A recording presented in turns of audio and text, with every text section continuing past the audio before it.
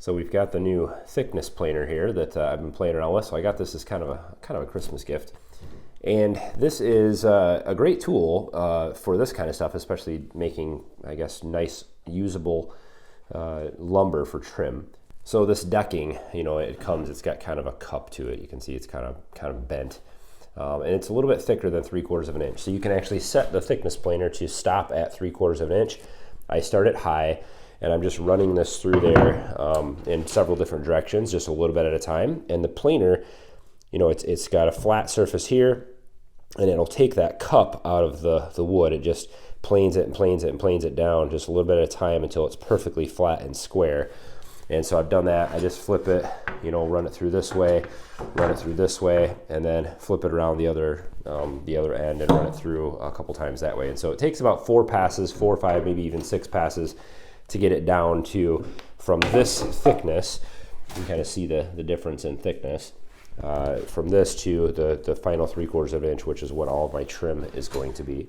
And it makes it nice and straight and square. I just wish my jigsaw cuts were nicer. So we'll go ahead and take this out and get this fixed onto the Coop. And I've just got one more trim piece to do on the front of that, and then the front will be done.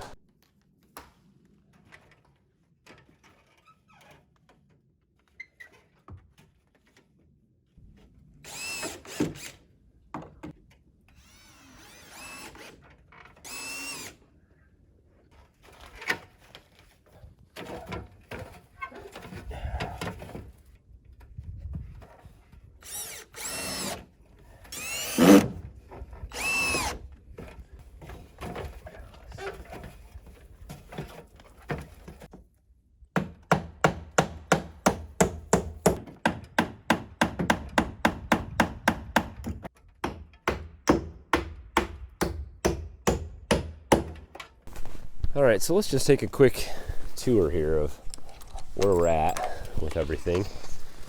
We've gotten what seems like not much progress over the last couple of days. I've been able to get out here a few hours at a time, but it's coming together, and it's just super cold out here. It's hard to work out in this cold, and it's also it gets dark super quick. So I don't have a lot of time after work to get out here and work on this, but we've got all the trim on here all the way up and around the top there. That's all nice and sealed up. I just used kind of a cheap way to do the door. I saved the cutout piece, which isn't perfect. It doesn't look great, and I just hinged and latched it. So that's the attic door. I'm going to do the same thing on the other side. I'm not going to trim it all out and make it, look like this one. And I think that's fine. Once this is all painted and everything, we're going to stain all this, of course. You won't notice the little crooked cuts and stuff, on the edges of that. So that'll look just fine. But everything else is turning out really well. So I like the clean out tray. The latch works really well here. It's nice and tight. Some of the stuff I may have to sand a little bit still. I also, it'd be hard to see in here with the dark, but I did put the electrical in. I did that off camera, so I have a light that will go here. In the very back, there's an outlet box. The outlet points down, so you can plug in underneath it. I actually have a heated mat coming for the nesting box, and so the eggs don't freeze, and that can plug in right inside here. And then on the back side, I still have a lot of trim work to do. This is stuff I'll do probably just off camera. I just have the trim to do around the nesting box here and on the edges, and then I just have to throw that door in. I put, you can see up there, there's the junction box where the electrical will come in. And I also can use this area up here to store a battery and an inverter for a couple solar panels on here that really would only work in the winter time because this is all covered with trees. This is south facing here, but in the winter time, I think this would pick up enough sun to charge a battery, at least to run the light or something like that in there, maybe heated water. And then I just have a cord that actually had the one end missing on it already. It's a heavy 12 gauge cord that this will come down with some conduit. And I have to wait until spring when I can actually trench this, but I'll find a place without roots. Good luck with that. to trench this out of the pasture, and I'll bury the wire, so conduit down here so the goats can't eat it underground, and then we'll bury the wire out, and then I'll be able to plug it in with an extension cord outside of the pasture for now. So we'll have power in there. So you might be asking, why do I need power? Well, number one, I talked about the heated mat. There's actually, so hengear.com is the one that actually provided this nesting box. This is a sweet little nesting box, so I'm excited to be able to actually use this, where we can come out here, open this up, and just grab the eggs right out of there. But there's actually a heated mat that goes inside here that we can use so that the eggs will roll out and they won't freeze. That's our biggest problem right now. It's you know, it was negative like 4 degrees last night, so you know, the chickens lay eggs, and if we don't get them quickly, they're frozen solid, and then we just have to throw them out anyway. So this will be one of the reasons I want to power this. I also would like to have a light in the coop that's on a timer. Having a light in the coop really helps them to get in at night, so it'll help to have them get in that door when it starts to get dusk like this. It starts to get dark.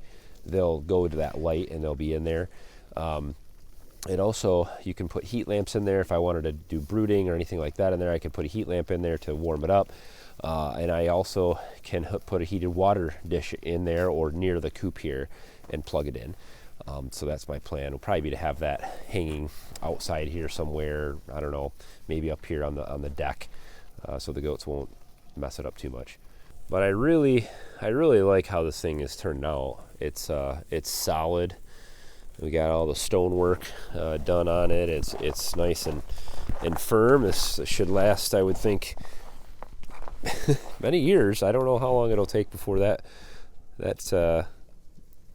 foundation crumbles apart, but it should last quite a while. The roof, I think, turned out really good. I like the pitch on it. It should work pretty good for snow load and all that kind of stuff. Using that planer has been really nice for this decking. It's kept it nice and square. You know, I shaved an edge off with the table saw first, and then ran it through the planer, so it's all exactly 3/4 of an inch thick, and then it just trims up really nice to use all that extra decking. And then this is our clean out tray right here. So I will come back with a grinder and knock all these screws off. It's kind of dangerous. Bunch of them sticking through there. Just the screws that I had were just, you know, long enough to go through all that. So I did this with our last coop too. I'll just come back with my angle grinder and just knock all those off. Everything is pretty tight. I'm going to wait to adjust these until this decking is still fairly green. It's still kind of wet, this treated stuff. And so this will dry out towards spring, and then I'll be able to adjust some of these hinges and latches and things like that. This one's also a little bit tight right here to latch, but should work out just fine. Let's get a shot from the back. This is kind of the low side of the hill. It's going to be the biggest chicken coop we've had, I would say, besides the barn chicken coop, the pole barn chicken coop, I guess, which was just a horse stall. How many chickens do you think we can fit in here? 6 by 8. So I'm thinking we'll probably have 20 chickens in there. The next video that you see will be probably some buttoning up of some things inside. I've got some roosts that I'll put in there. Those are going to be some different kind of roosts that I've done before. I'm not going to use dimensional lumber. I'm not going to use lumber. I'm going to use branches, which is what the chickens naturally would roost on. So I'm going to look around for some nice oak branches and shave some of the bark off and put some nice roosts in there. I'll put 2 big roosts in there that I think will provide a nice place for the chickens to hang out at night. Still have to button up that electrical in there and put some wood shavings in and move the chickens in there. So I'll work on a lot of these things off camera. Some of it will be on camera. So the next video that you guys see will be pretty exciting because we'll probably be moving the chickens into this thing. And so this has been a long running project. The only thing that I will have left to do in the spring when it gets warmer is stain it. And so the SSL family mom and I are picking out some colors, and she'll pick out the colors, and then we'll get this thing stained and sealed so that the wood will last a long time. It'll all be treated or sealed up with deck stain is what we use. So hopefully you guys have been enjoying the series. Don't forget to hit thumbs up. Still hanging out with us on this thing. It's going to be it's going to be better part of 9 months before this whole thing will be really buttoned up. And it's been a long-running series, the longest one I've ever done. But you guys have been hanging in there, and I think excited to see the progress on this thing as much as I have been excited to finish it. So stick with us, and we'll give you the full tour of everything as soon as it's all buttoned up and finished. I think it's going to be awesome. So as always, guys, thanks for watching. Have a good one.